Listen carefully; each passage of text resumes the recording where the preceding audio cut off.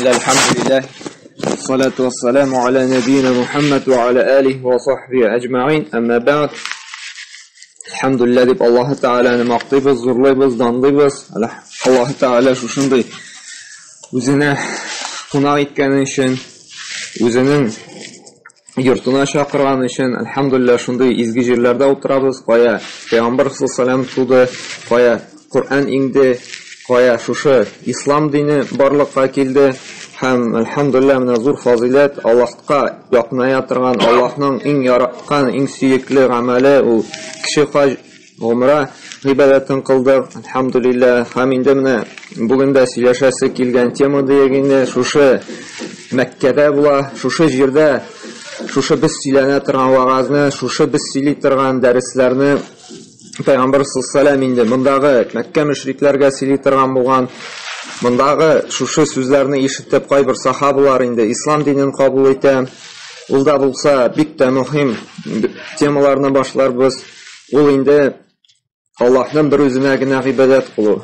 Ягъни араб телендә таухид дип атала инде. Таухид ягъни вахада, ягъни бер итү, нәрсәне булса да бер итү. Таухид аның инде терминологиясе дигән истилахаты ул Аллаһның бер үзенә генә гыйбадат кылу. Ни өчен соң менә бу теманы укырга кирәк, өйрәнергә кирәк, чөнки бу динебезнең асылы. Менә шушында Мәккәдә Пәйгамбәр саллаллаһу алейһи ва саллям пәйгамбәр булгач, расул булгач, ул иң беренче чакыра башлады ла илаһа иллаллаһка. Аллаһтан башка гыйбадәткә лаеклы зат юк. Һәм башка илаһларны ялганга чыгарды. Һәм 13 ел буе бары тик шушы сүзгә генә чакырды. Һәм без аның турында әле аятлар да укыячакбыз. Гомумән шушы дәресебез булачак бары тик аят һәм хадислар буенча гына. Бөтен нәрсә дәлил нигезендә була. Ягъни үзебезнең бернинди сүз юк. Бары тик Аллаһ Тааланың сүзе һәм Пәйгамбәр саллаллаһу алейһи ва салламның сүзе. Мәсәлән, кеше иман дигәч тә, иман китерү дигәч тә ул ышану гына түгел. Кеше иман дигәч, аңлый Аллаһ Таалага ышанам һәм шул иман була ди. Төптәнрәк уйласан, иман үз иченә ала Аллаһ Тааланың барлыгына, берлегенә ышануда, инану Аллаһ Таалага ризык бирүче, Аллаһ Таалага яңгыр яудыручы, Аллаһ Таалага кояшын чыгаручы, Аллаһ Таала кыр булыннарда безгә уҗым бирүче, төрледән-төрле татлы җимешләр бирүче, һәм гомумән Аллаһ Таала шушы галәмнәр белән идара итүче. Һәм без ышанырга тиешбез, Аллаһ Тааланың үзенә генә хас булган исем-сыйфатлары бар. Ничек Пәйгамбәр саллаллаһу алейһи ва саллям әйтте, Аллаһ Тааланың без белгәндәй 99 исем-сыйфаты бар ди. Һәм ул Куръанда килә, хадисларда килә, һәм шушы исем-сыйфатларын без бозмыйчы, инкар итмичә, ничек килгән шулай кабул итәргә тиешбез. Һәм иң дә мөһиме, һәм халыкка инде кешеләргә кабул итәргә авыр булганы, Аллаһ та шул хәтлек нигъмәтләр биргәне өчен ул нишләргә тиеш? Иманның бер өлеше аның бер үзенә гыйбадат кылырга тиеш. Менә проблема шушында. Кеше ышанам ди, әмма нишләми? Аллаһка гыйбадат кылмый. Һәм Куръанда да бик күп аятларда бар, Пәйгамбәр саллаллаһу алейһи ва саллям бит инде менә шушында Мәккәдә булганда Мәккә мөшрикләрен чакыра башлый бит инде Аллаһка гына гыйбадат кылыгыз дип. Әмма алар ышаналар. Аллаһ ризык бирүче, Аллаһ Таала галәмнәр белән идара итүче, Аллаһ Таала гына терелтүче. Гомумән бар нәрсәдә Аллаһ Тааланың. Әмма гыйбадат кылырга ашкынмыйлар. Алар путларын калдырмыйлар үз илаһларын. Һәм Аллаһ Субханаһу ва Тааля Куръанда да әйтә, 1-нче Анкабут сүрәсенең 61-нче аятында: "Ва лан салтахум ман халаqa as-самавати вал-арда ва саххара ash-shamsa wal-qamara la yaqulunna Аллаһ." Әгәр дә алардан сорасаң да, кем күкләрне һәм җирләрне барлыкка китерде ди, кем кояшны һәм айны ди буйсындырды ди, алар һичшиксез Аллаһ дип әйтерләр ди. Менә күрәбезме, шушы аятта да Мәккә мөшрикләре инкар итмәде Аллаһның барлыгын, Аллаһ кына шушы кояш һәм айларны буйсындырганын, күк һәм җирләрне барлыкка китерүен. Әмма шуңа карамастан нишләмәделәр? Аллаһка гыйбадәт кылырга ашкынмадылар, путларын калдырмадылар. Һәм икенче аятта Саба сүрәсенең 24-нче аятында Аллаһ Субханаһу ва Тааля әйтә: "Кул ман ярзукукум минас-самавати вал-арди?" Кулиллах. Әйтте, кем аларга күктән һәм җирдән ризык бирә ди? Алар әйтерләр, Аллаһ дип. Ягъни Мәккә мөшрикләре менә шушында булган. Менә шушы вагыз, шушы аятлар укылган Пәйгамбер саллаллаһу тарафыннан шушы мөшрикләргә. Алар инкар итмәгәннәр. Аллаһ дигәннәр, ризык бирүче Аллаһ Субханаһу ва Тааля. Һәм шулай ук тагын да ныгыта Лукман сүрәсенең 25-нче аятында: "Валаин салтахум ман халакас-самавати вал-арда лиякулунна Аллаһ". Әгәр дә алардан сорасаң, кем шушы җир һәм күкләрне бар иткән дип. Алар бит әйтмәгәннәр, безнең путлар дип анда, шушы ташлар табынган фәрештәләр. Алар әйткәннәр, Аллаһ дип. Менә бүгенге көндә дә күп кеше Аллаһка ышанам ди, Аллаһ ризык бирүче ди, Аллаһ Тәгалә җир күкләрне бар итүче ди ышана. Әмма нишләми? Иң мөһиме Пәйгамбер саллаллаһу чакырган гыйбадәт кылмый. Яки гыйбадәт кыла Аллаһка һәм бүтән илаһләргә. Яки гомумән Аллаһка гыйбадәт кылмый. Яки Аллаһ белән бер рәттән бүтән илаһлар белән Аллаһ Тәгалә тиңләп бер дәрәҗәгә куеп, шушы уйлап чыгарган путларга гыйбадәт кыла.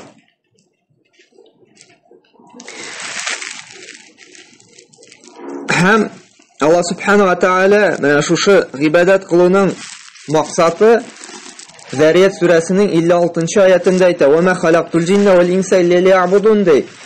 Ягъни төп максаты, хикмәте кешеләрне барлыкка китерүнең гыйбадәт кылу икән. Кешенең фитрасы шундый, ул гыйбадәтсез кемгәдер булса табынмыйча, буйсынмыйча яши алмый. Аның фитрасы шундый. Ул һәр вакытта да кемгәдер булса ышанып, өметләнеп, тәвәккәл кылып, кемнәндер булса сорап яшәргә тиеш. Аның фитрасы шундый, шуның өчен яраткан. Аның максаты шуның өчен. Әмма кеше шушы максат белән яшиме? Аллаһка гыйбадәт кыламы? Яки бүтән илаһләргә табынамы? Ул инде уйланырга, фикерләргә тиеш. Шушы төп максатын үтиме ул? Бүгенге көндә дә без карасак, күп кенә кешеләр шушы төп максатны үтәмиләр. Шушы максаттан ерагаялар.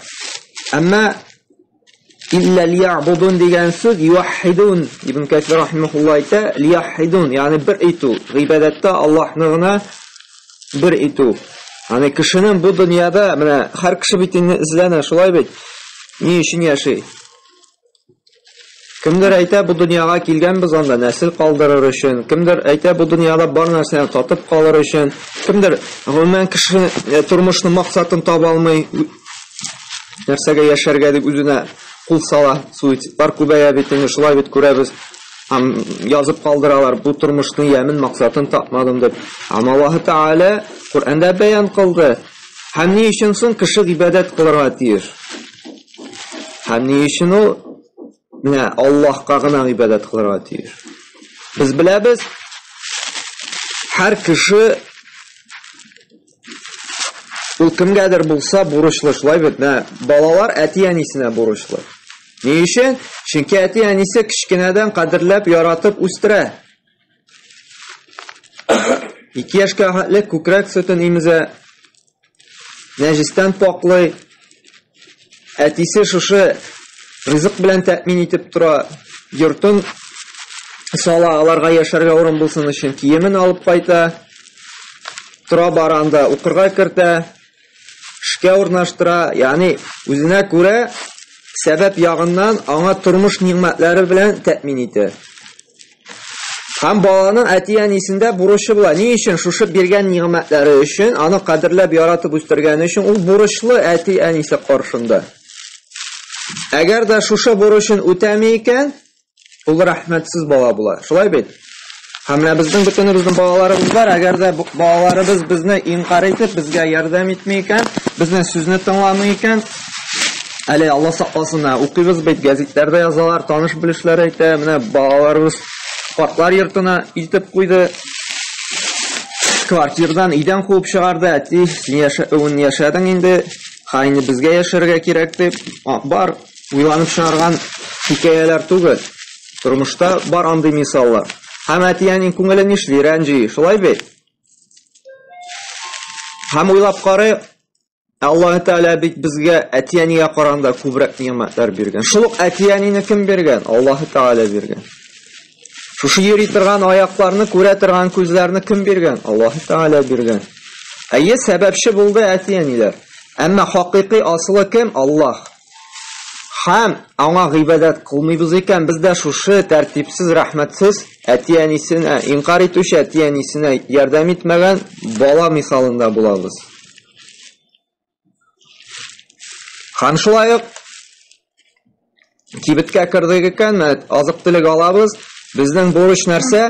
Шушы кибет безне шушы продукция белән тәэмин иткән өчен, безгә шушы уңайлык тудырган өчен, шушында китереп безгә пешкән ипине куйган өчен, анда тәмле согын, анда ипиен, консервасын, һәм башка итен, анда бананын, алмасын, уңайлы бит.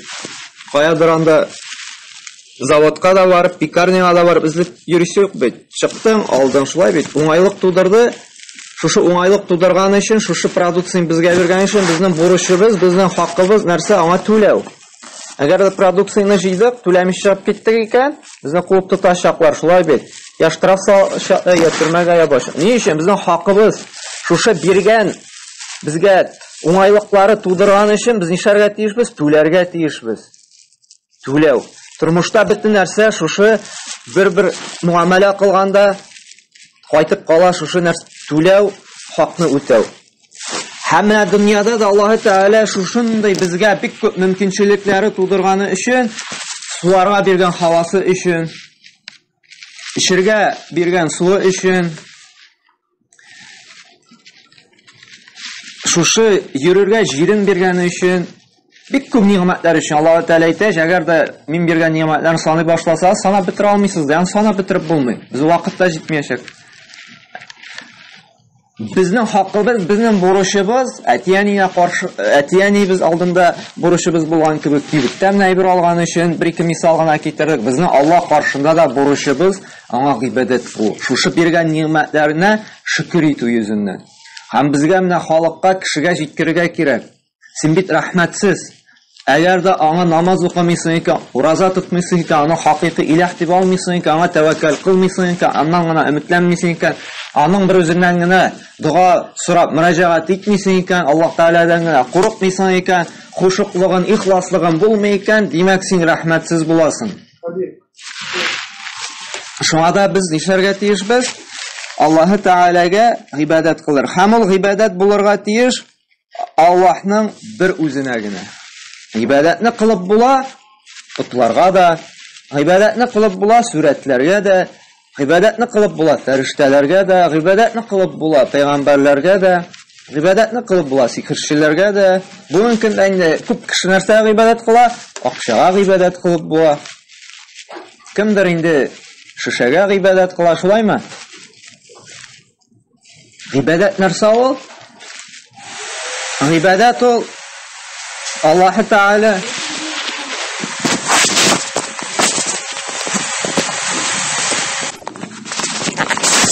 гыйбадат ул Аллаһ Тәгалә яраткан,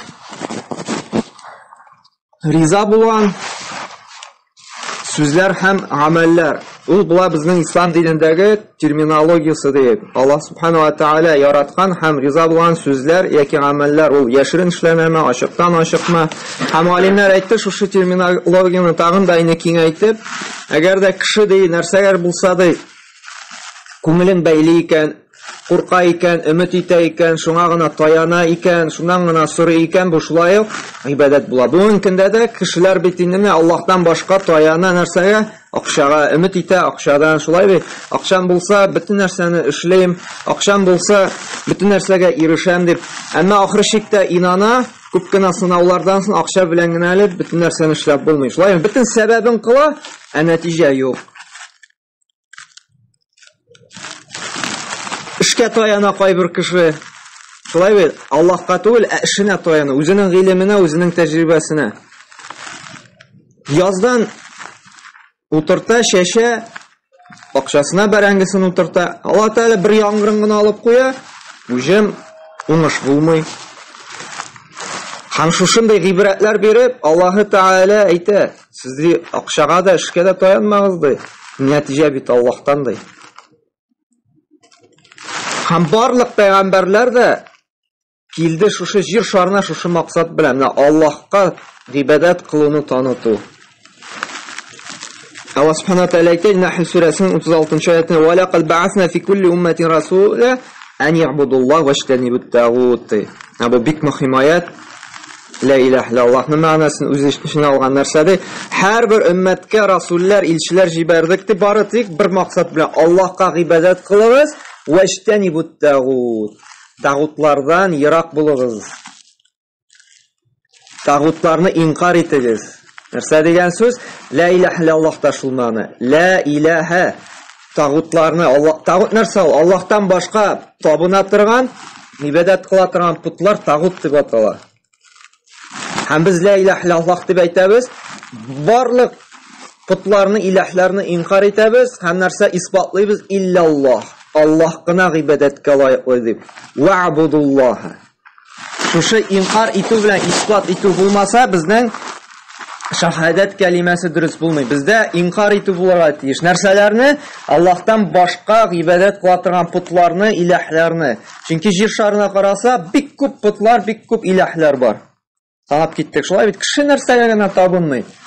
Статуэткаларга да табына, ташларга да табына, агачларга да табына, акчага да табына, җиннәргә да табына.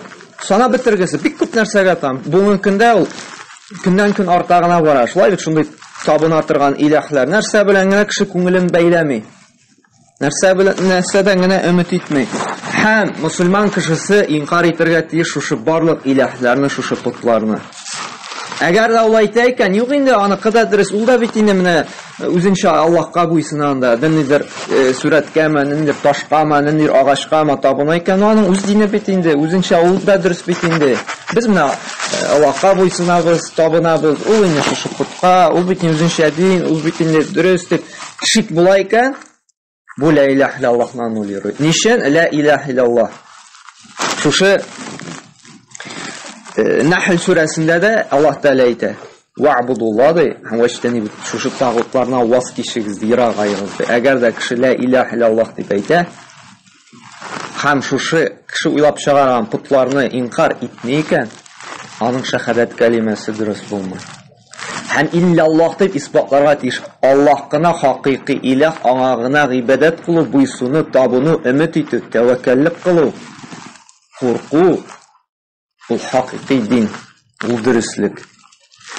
Ни өчен? Чөнки менә бу шуйлап чыгарган путлар, алар ризык та бирә алмый. Алар бердән ни файда да китерә алмый. Бәла казадан да саклый алмый. Берничек тә берни ярдәм дә итә алмый.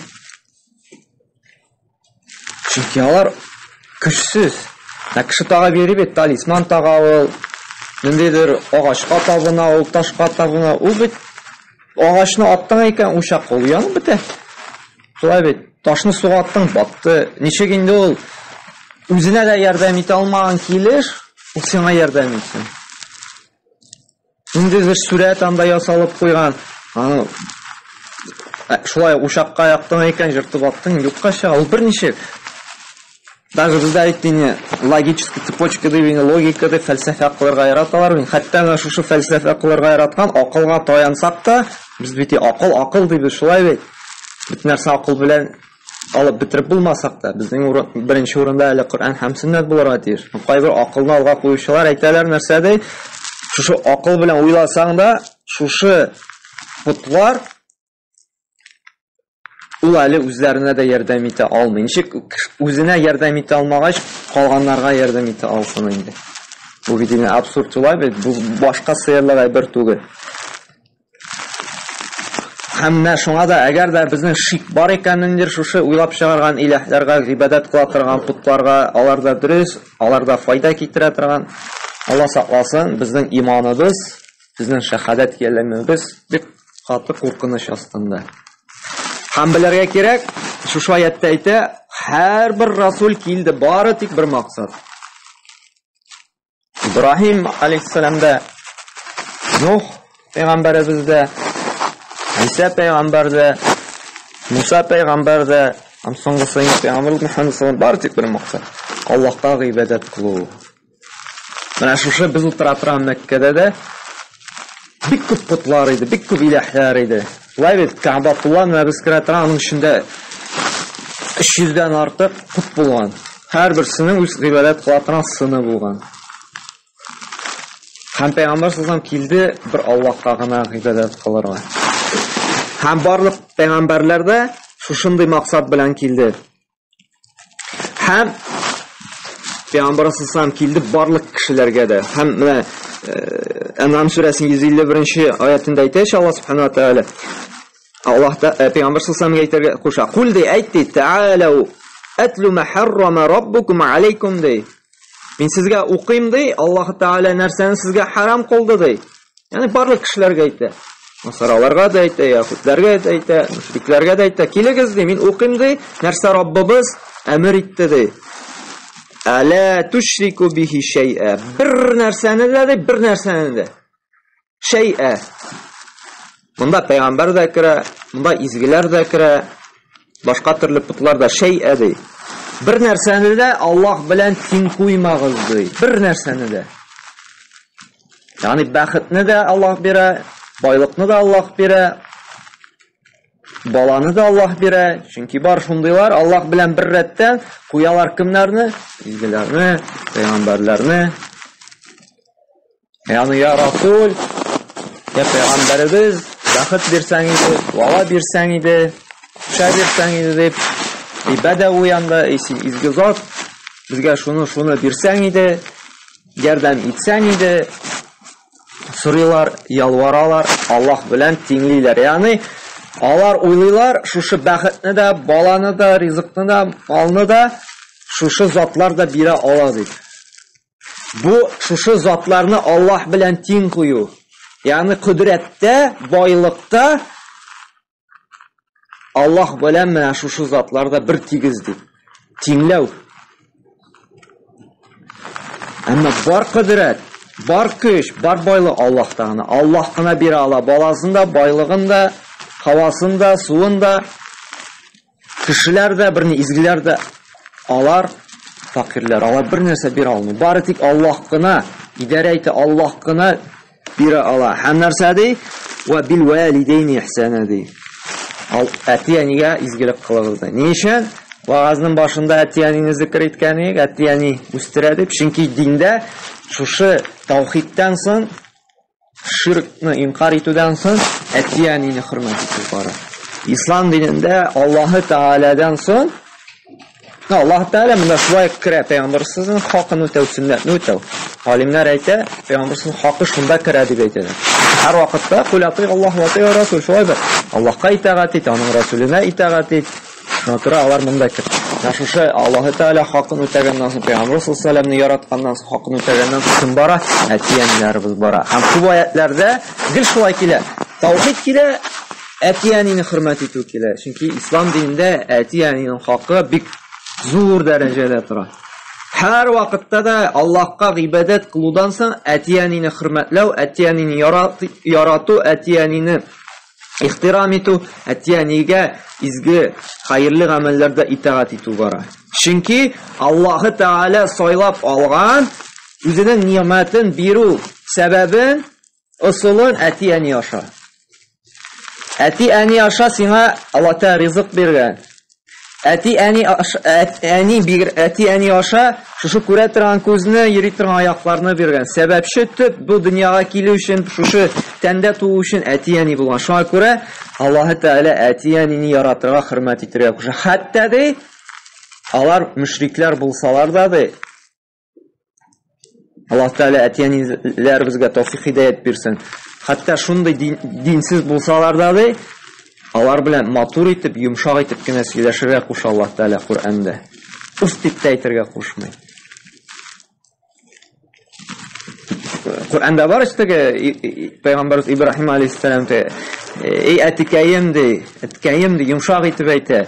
Бу битләр файда да китермей, зыян да салмый. Ни өчен аңа табынасыз дип матур итеп мөгамәлә кыла. Шулай бит. Кызганыч безнең кимчелек инде хаклыкны таныдык икән, без бәрелә башлыйбыз каты итеп. Акыра башлый, ничесез ярамый бит, бу харам бит бу. Әни бездән шундый дурфалык күргәч, ислам диненә ул диннән куркып кала. Шундый куркыныч дин, шундый акыллы гына улым кызым иде ди, дингә кергәч катыланды, бәрелә башлады ди, сүгә башлады ди. Юк, Аллаһ Тәгалә кирсенчә әйтә. Куръанны укыса, андагы менә шушы пәйгамбәрләрнең әниләре мөнәсәбәтне күрсәк, ул йомшаклык кына. Хәтта әни генә түгел, хәтта теге Фиргаунгә бит, Мусага нәрсә ди Аллаһ Тәгалә? Каулан лаййинан ди, йомшак сүз әйтте. Фараон мин Аллаһ дигән кешегә йомшак итеп әйтте. Нәрсә әйтергә әниләребезгә? Шуңа күрә дингә чакырганда да әнигә йомшаклык белән, матурлык белән аңлатырга кирәк. Бу ярамый, бу харам дип түгел. Аллаһ Тәгалә рәхмәтле булырга әни менә мин балалар бирде сезгә, сәламәтлек бирде, әйдәле намаз укыйк, намаз өйрәник, төп бит вазифа, буйсыну. Һәм шулай икенче аятта Аллаһ Субханаһу ва Тәгалә әйтә, Исра сүрәсенең 23-нче аятында шулай карагыз: "Ва қада раббука алла та'буду илля ияһу ва бил валидейни ихсана". Сезгә фарыз ителде ди, Аллаһның бер үзенә генә гыйбадат кылырга ди. Ва бил валидейни ихсана ди. Һәм әтиянигезгә итагатле, күркәм муамалә дә булырга ди. Ягъни менә шушы аятта тагын ныгыта, Аллаһка тиңдәшлек кылмыйча бер үзенә генә гыйбадат кылырга һәм әтиянигә изгелек кылырга. Менә күрәбез, шушы ике аяттан гына да таухид бара, Аллаһка гыйбадат кылу, ни өчен гыйбадат кылырга кирәк, ансы сөйләштек инде. Ни өчен әтиянигә ихтирам итәргә кирәк, ансын да әйттек. Һәр вакытта таухид бара, әтиянигә ихтирам. Күрәбезме, әтияниләрнең дәрәҗәсе нинди улуг, нинди зур. Һәм шулай карагыз, тагын килә Ниса сүрәсенең 36-нчы аятында: "Вa'будуллаһа", Аллаһка гыйбадат кылыгыз, "ва ла тушрику бихи шай'a". Бер кемне дә тиңләмәгез ди Аллаһ белән. Бер кемне дә, фәрештәләрне дә, пәйгамбәрләрне дә. Ни өчен фәрештә пәйгамбәр кирәк әйтәбез? Чөнки фәрештәләр алар Аллаһка иң якын, Аллаһ Тәгалә һәр вакыт зикр итеп торучы иң сөйкле мәхлукатлар. Ни өчен пәйгамбәрләр? Алар Аллаһның иң яраткан кешеләре. Аларга вахи ингән. Хәтта шуларга да ди гыйбадат кылмагыз ди, шәй'a ди. Бер рәттән куймагыз ди, Аллаһ белән аларны ди. Һәм шулай нәрсә ди? "Ва бил валидейни". Тагы бар әтиянигә хөрмәт. Әтияниләрегезгә итагатлы булыгыз ди. Изгелек кылыгыз ди. Һәм инде бу булды шушы Аллаһның бер үзенә генә гыйбадат кылырга кирәклеген ассызыклаган аятлар. Һәм әле бер хадисты алып китәбез. Бухари һәм Муслим җыентында килгәндә Муаз ибн Җабал әйтә: "Кунту радифан набий саллаллаху алейхи химар" ди. Пәйгамбер саллаллаху бер вакыт бергә ишәк өстендә барайык ди. Күрәбезме? Пәйгамбер хатлык пәйгамбер нинди тыйнак, скромный кеше булган. Ишәк өстендә барган. Бүген көндә теге бер нинди семерка, копейка да барган кебек. Булап карагыз, президент, шулай бит, халиф, барлык мусульманнарның хуҗасы. Шундый зур дәрәҗәле кеше ил бара нәрсәдә? Бүгін кімдә бит инде кайбер кеше грантыга да утырга ала, шулай бит? Аңа кирәк яхшы Mercedes, BMW, Land Rover, шулай бит? Пәйгамбәр хәтлек пәйгамбер нинди тыйнак була, гади генә ул вакытта бит инде дөя, ат, алар иномарка кебек булган. Һәм бу күрсәтә пәйгамбәрнең тыйнаклыгы. Скромный. Ул ялмаган. Мин кемдә инде? Бу ишәк нәрсә инде дип тормаган бит. Пәйгамбер хәтлек пәйгамбер ишәк өстендә утырып йөргән. Һәм нәрсә фақала ди, я Муаз, эй Муаз ди, атадри ма хаққуллаһ аля ал-ибад? Синде Аллаһның хакын беләсеңме ди? Ва ма хаққул ибад аля Аллаһ? Һәм шулай ук кешенең нинди хакы бар Аллаһтан таләп итәргә? Ягъни безнең хакыбыз бар Аллаһтан таләп итәргә. Һәм Аллаһның хакы бар бездән таләп итәргә. Нәрсә ди? Култ Аллаһ ва расулуһу а'лам ди. Аллаһ һәм аның расулы белүче ди. Әгәр дә бездә бераз сорау бирделәр икән, без белмибез икән, biz җавап бирә тиеш, без белмим ди. Аллаһ а'лам ди. Аллаһ белүче ди. Чөнки әгәр дә белмәгән сорауга белдем дип җавап бирсәк, бу инде нишләтәчәк? Ахыр чыкта кыямәт көндә бик каты җәза белән кайтырга мөмкин. Белмичә, гыйлемсез сөйләү. Бүгенге көндә күбәйде шундый кешеләр, гыйлеме бармы, юкмы, ул сөйли. Харамны халал ди, халалны харам ди, ярый инде ди. Имам Малик хәтлек Имам Маликка киләләр, 40 сорау биреп, шуны 200-сенә генә җавап бирә. Бен ничә мең чакрымнан килеп ди, сиңа имамга ди, сорау бирдем, һәм син Имам Малик булып ди, белмим дип әйтәсеңме ди? Әйе. Әйтте Имам Малик, менә шушы 3-4 сорауга гына белеп җавап бирде, калганында 37-сенә җавап бирмәде дип. Әйтте, кайтып ди, мин берни проблема юк. Бүгенге көндә без белмим диергә ялабыз. Әмма галимнәр әйтә, белмим дип әйтте, ул ярты гыйлем ди. Һәм нәрсә ди? فإن حق الله على العباد أن يعبدوه ولا يشرك به شيئا. Безнең дә хакыбыз ди, кешеләрнең дә Аллаһка карата ди, бурычыбыз ди, бер кемне дә тигнәмичә аңа гыйбадәт кылу ди. Безнең хакыбыз, безнең бурычыбыз, бүген бөтен вагызны сөйләгән максаты шулай бит. Аллаһка гыйбадәт кылу, аңа бер кемне тиң куймыйча, бер дәрәҗәгә куймыйча. Һәм нәрсә ди? حق عباد على الله أن لا يعذب من لا يشرك به شيئا دي. Һәм безнең хакыбыз Аллаһ Тәгаләдән таләп итә торган. Әгәр дә без аңа гыйбадәт кылып яшибез икән, безне газапламаска.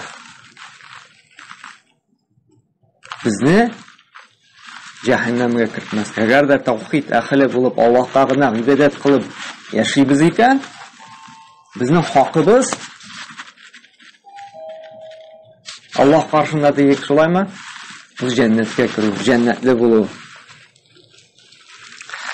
Я Расулуллаһ ти, афала абширун нас ти, эй Расулуллаһ ти, кешеләрне шатландырыйммы ди, шушындый зур шатлык белән ди. Ягъни зур шатлык бит, әгәр дә син Аллаһның бер үзенә генә тиңдәшлек кылып яшисең икән, Аллаһ Тәгалә газаплыймы яшаксың. Бу дөньяда да, һәм ахирәттә дә. Нинди генә сынаулар була. Чөнки без сыналабыз иманның дәрәҗәсен белер өчен. Шулай бит. Чөнки һәрбер җирдә сынау бар, имтихан кылу бар, мәктәптә дә бар, институтта да бар, эштә дә сынап карыйлар. Ул гадәти бер сыналып карау. Син тәҗрибәңне белер өчен, илм дәрәҗәсен белер өчен. Аллаһ Тәгалә безнең дә иманыбызны тикшерә. Калады ла тубашир хум фәятәвәккәлу ди. Нәрсә ди? Юк ди, шатландырма ди. Һәм шуңа гына өмет итеп, теге җиңел карый башларга мөмкиннәр ди. Ягъни мин таухид әһле дип, теге кайбер гыйбадәтләрдә салкын карарга мөмкиннәр. Абулай бит әле ул Муаз радиллаһу анһу әйтә, теге шушы гыйлем яшеренеп калыр дип тә курктым ди, һәм үлер алдына шушы хәдисне җиткерә ул. Чөнки без гыйлемне яшерергә тиеш түгел, китмәнүл илм, гыйлемне яшерү ул шулай зур гынаһлардан. Без аны таратырга, сөйләргә тиешбез. Һәм нәрсә ди? Шушы илемне яшермәс өчен ди, мин аны әйттем ди. Кешегә чөнки менә сиңа шушы була дисәң, ул тырышлыгын заифләтергә мөмкин. Әйтәйкән синең инде Знаешь, монда да харамга барганда таксига сразу акчаны биреп куйган, ярты юлда төшереп калдырырга мөмкин сине. Ни өчен? Акчаны чынлап та практикуйсыз. Кстати, файда сезгә акчаны последний точкада гына бирә кирәк. Шундый случайлар күп. Акчаны аларда ярты юлга илтәләр бар төште. Чөнки мотивация бит акча үтә. Шуңа күрә эштә дә шулай. Башта акча түләп куйдың икән, ул әленке-селенке генә эшле. Чөнки акча бар, всё, алынган җиренә җиткереп эшләгән. Әгәр әле акчаны түләмәдең, әйтеп торасың, акча түләмим дип куркыту. Җиренә җиткереп тырыша эшләргә мотивация бар, әле ул алмаган.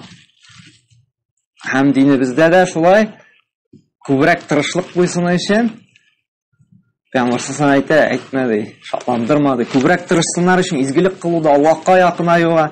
Но иманлы кеше барыбер тырыша ул гафиллеккә чуммаска, Аллаһка якынаерга. Һәм менә бүген без сөйләштек шушы төп бурычыбызны, иртәгә инде сөйләшербез. Шушы таухидны диек, шушы Аллаһка гыйбадәт кылуның инде фазилатын һәм гынахларның ярлыклауына сәбәп булуын һәм бәхетнең төп нигезе шушы Аллаһка гыйбадәт кылу турында сөйләшербез.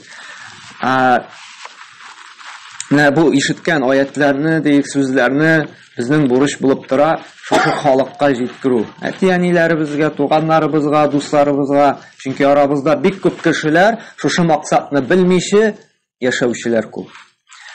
Һәм тагын бер шуны әйтәсем килә. Дәгъватны башланда кешегә аңлатканда аңлатырга кирәк иң беренче шушы мәсьәләдә. Аллаһка гыйбадәт кылу, буйсыну. Безнең ялгышлык, без башлыйбыз тыюдан. Рак эчәргә ярамый, тәмәке тартырга ярамый, зина кылырга ярамый, риба алырга ярамый. Әйе, булар бөтенесе зур гынахлар, шулай бит. Куркыныч гынахлар. Менә Пәйгамбәр саллаллаһу алейһи шушында без утырган җиргә килгәч, вахи төшкәч, шушы тыюдан башламады. Ул башлады: Аллаһка гыйбадәт кылыгыз. Аллаһ кына сезгә ниъмәт бирүче. Аллаһтан гына сорагыз, Аллаһка гына тәвәккәл кылыгыз. Безгә дә менә башларга кирәк шушыннан. Аллаһ бит бирә сиңа шушы ашый торган ризыкны. Син бит Аллаһның җирендә йөрисең. Аллаһның хавасын сулы, шуның өчен Аллаһка итагать ит. Аллаһка намаз укы. Кеше әмерне үти икән, шушы намазларын, уразаларын, төп әмерне үти икән, өмет бар, Аллаһ Тәгалә калган гынахын гафу итә. Әгәр дә төп әмерне үтәми икән, Аллаһ бурыч кылган. Бу күпкә куркынычрак.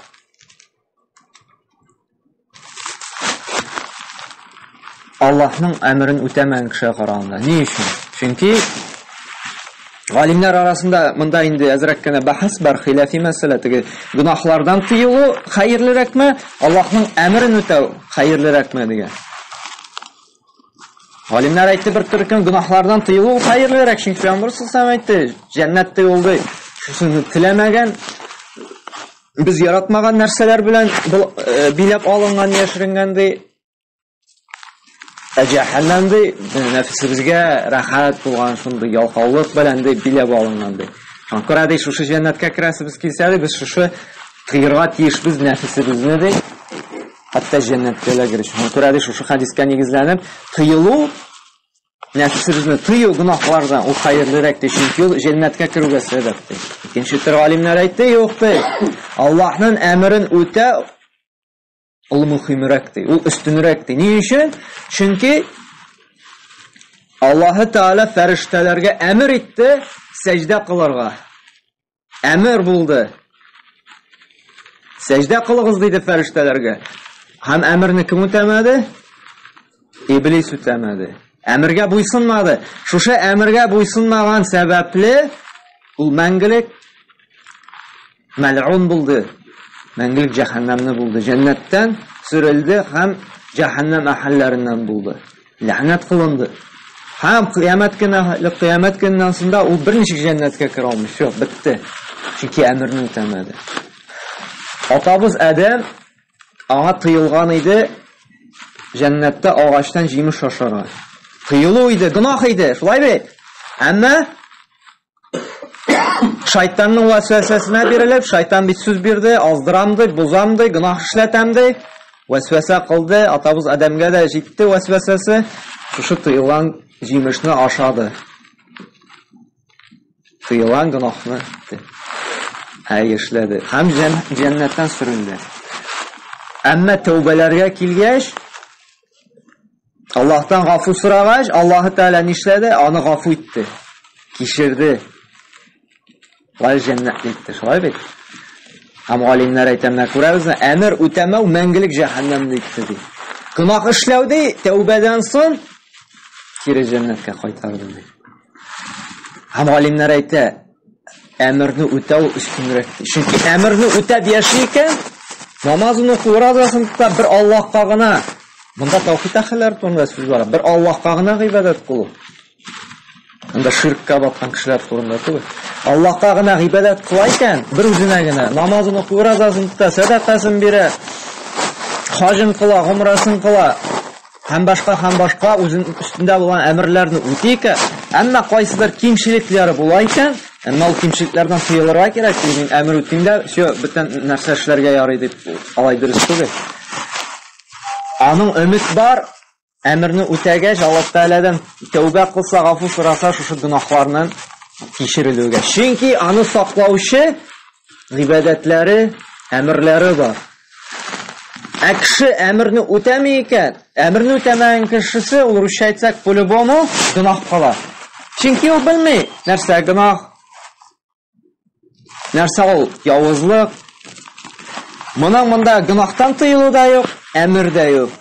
Әмерләрне үтәү дә юк. Шуңа күрә моның хәле куркынычрак әмерне үтәгән кешегә караганда.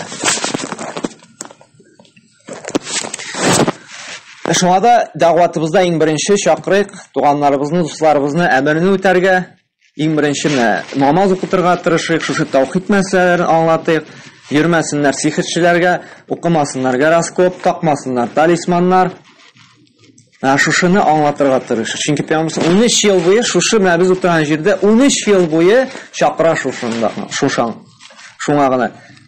10 елдан соң намаз фарыз була. Аннан соң 13 елдан соң Мәккәгә, Мәдинәгә күченгәч, калган хөкемнәр иңә. Әмма шушы калган хөкемнәр иңгәнче, шушы гынахлардан тыйганчы, Пәйгамбер чакыра шушы бер максат. Аллаһны хакыйкыйлык дип алыгыз. Аллаһка гына тәвәккәл кылыгыз, Аллаһтан гына сорагыз, ялварыгыз, өмет итегез. Бездә менә туганнарыбызны, якыннарыбызны шушы максатка, шушы изгелеккә чакырса, Аллаһ Субханаһу ва Тааля һидаят тәвфиқ бирсен безгә. Шушы бер үзенә генә гыйбадат кылып яшәүчеләрдән кылсын ия.